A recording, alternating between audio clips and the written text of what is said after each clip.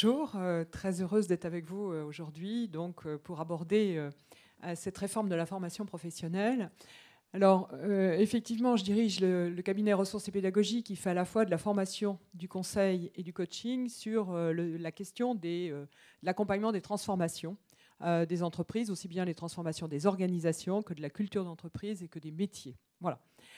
Vous verrez pourquoi je vous dis ça, parce qu'un de mes propos rejoindra cet aspect-là. Donc, cette réforme nous invite à avoir des salariés qui sont de plus en plus acteurs, qui sont de plus en plus responsables de leur formation. Donc, on peut présupposer qu'on aura des formes de formation relativement individualisées, assez en auto-formation, et très, bien évidemment, portées par les outils. Moi, aujourd'hui, je souhaite vous parler d'un deuxième type de formation qui existe déjà beaucoup dans les entreprises, dans vos entreprises, et qui, je pense, vont continuer à se développer, c'est-à-dire des formations à forte valeur ajoutée pédagogique, c'est-à-dire des formations, bien sûr en intra, co-construites généralement entre les différentes parties prenantes et qui sont très articulées avec les enjeux, les projets de transformation des entreprises, les évolutions de leur métier. Et pour ces formations, je vois 4 pistes d'innovation qu'on va avoir ensemble à développer. Alors cette première piste d'innovation, c'est faire des formations qui sont de plus en plus en lien avec la culture de l'entreprise et avec la capacité à pouvoir prendre en compte l'ADN et l'intégrer dans nos formations. Pourquoi ? Bien parce que ces formations à forte valeur pédagogique, intention pédagogique, elles vont avoir la nécessité d'avoir un fort engagement de l'ensemble des parties prenantes, à la fois bien évidemment l'apprenant, celui qui est formé, mais évidemment les équipes RH. Donc pour ce faire, on sait déjà que dans les dispositifs de fusion et de réorganisation, la prise en compte de la culture de l'entreprise est un des points clés, facteur clé de succès. Je pense que pour les formations, c'est exactement pareil. Et donc, on a déjà l'occasion, mais vous le pratiquez avec nous, d'intégrer ces éléments culturels, plutôt d'ailleurs les signaux forts de la culture de l'entreprise, au travers de la conduite d'entretien préalable, où on va aller capter le vocabulaire des futurs participants, les situations habituelles ou au contraire atypiques que connaît l'entreprise et le public que l'on vise. Demain, je pense qu'il faudra aussi être en capacité d'aller capter les signaux faibles, c'est-à-dire ce qui est beaucoup plus sous-jacent à cette culture d'entreprise, avoir une compréhension fine, en définitive, des codes, des rites, du travail réel qui existe dans l'entreprise. Alors, on a déjà l'habitude de le faire avec un certain nombre de dispositifs qu'on emprunte aux sociologues, notamment avec l'immersion flash.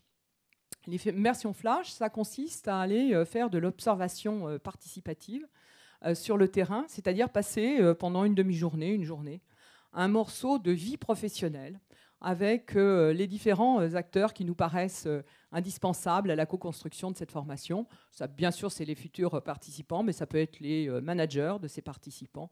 Ça peut être d'autres types de métiers qui nous paraissent vraiment capital pour pouvoir le faire. Deuxième piste d'innovation, ce sont des formes hybrides de formation. Alors pourquoi ? Bien parce que depuis quelques années, je constate de plus en plus que les frontières sont poreuses entre la formation, le conseil, le coaching, l'atelier, la conférence, l'accompagnement, sous des formes très diverses et variées.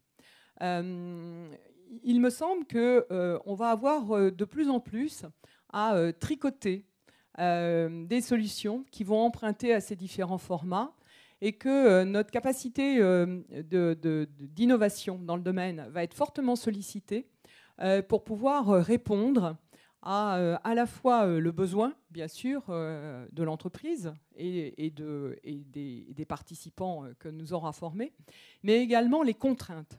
Et mon expérience me fait dire que très souvent, la capacité à pouvoir prendre en compte aussi les contraintes de l'entreprise est fortement créatrice pour nous. Un exemple, on a été amené à développer récemment ce qu'on a nommé les meetings opérationnels, qui sont des formules qui permettent à la fois de faire une conférence et un atelier, et tout ça pour un grand nombre de personnes. Troisième piste, le en situation. Alors le en situation, on sait tous avec la méthode des 70-20-10 que l'expérimentation terrain est absolument indispensable. On le fait déjà en faisant rentrer la réalité dans la formation. Les jeux de rôle, les ateliers de co-développement, les mises en situation, on a l'habitude. Demain, je pense qu'il faudra faire le mouvement inverse, c'est-à-dire aller mettre la formation sur le terrain. Faire en sorte qu'on soit capable de former sur le poste de travail. Alors, c'est des choses qu'on sait faire pour les formations techniques. Maintenant, l'enjeu pour demain, ça va être de savoir le faire pour des formations managériales, comportementales, qui nous permettent de véritablement avancer sur ces compétences transverses. Ça veut dire aussi que le formateur, sur le terrain, il fera partie d'un réseau d'acteurs avec bien d'autres, le manager de l'apprenant, peut-être un coach interne ou un formateur interne, peut-être un tuteur, une partie de l'équipe RH chargée du projet, qui vont former un espèce d'écosystème apprenant, dont d'ailleurs le formateur sera peut-être le chef d'orchestre, ce qu'on peut d'ailleurs penser comme étant un de ses rôles principaux. En tout cas, une évolution avec ce développement d'un écosystème autour de l'apprenant. Et puis enfin, dernière piste, c'est la pédagogie, et plus exactement faire en sorte que la pédagogie reste le cœur des systèmes d'apprentissage qu'on a à construire ensemble. C'est-à-dire un cœur qui soit véritablement comme le centre dans un système, avec autour des satellites, qui seront bien évidemment tous les outils qui vont continuer à se développer, notamment avec les formes digitales qu'on peut tous commencer à utiliser, et qui, à mon sens, vont être de plus en plus riches et de plus en plus nombreux, qui seront donc au service d'une intention pédagogique qui restera centrale, et ça me paraît vraiment absolument indispensable pour ce type de formation. C'est des formations aussi où le formateur ne sera plus un animateur, sera véritablement quelqu'un qui va accompagner le participant et qui va certainement bien retrouver sa vocation première. Si on se souvient de ce qu'était le pédagogue dans la Grèce antique, c'était celui qui accompagnait sur le chemin de l'apprentissage, sur le chemin du savoir. Bien, je pense que là, notre vocation, elle est écrite depuis fort longtemps et on a totalement à la réinvestir. Ce qui m'étonne quand même, là, depuis ce matin, en fait, on a l'impression qu'avec la disparition de ce fichu budget formation, tout devient possible, comme si tout le monde était soudainement désinhibé. Alors, est-ce que vous avez affaire à des DRH libérés enfin comment vous faites passer ce discours de nouveauté pédagogique ? Je pense que, alors j'ai peut-être affaire à des DRH désinhibés, c'est possible, mais peut-être aussi à des DRH qui sont en train de se rendre compte qu'il va falloir qu'ils fassent la preuve auprès de leur direction que le budget formation est indispensable et pas simplement un budget formation qui est consacré à des besoins individuels, mais aussi à des besoins collectifs.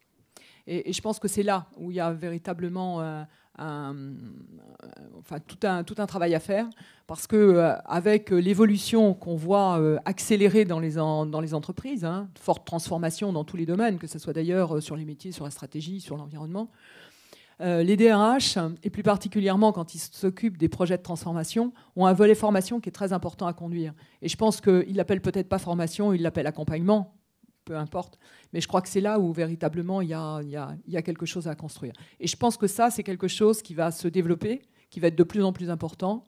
Ça sera certainement difficile de continuer à se battre pour avoir de l'argent là-dessus, trouver des budgets, mais en tout cas, le besoin, il me semble plutôt en exponentiel pour les années à venir, accompagner la transformation des entreprises qu'en diminution par rapport à ça.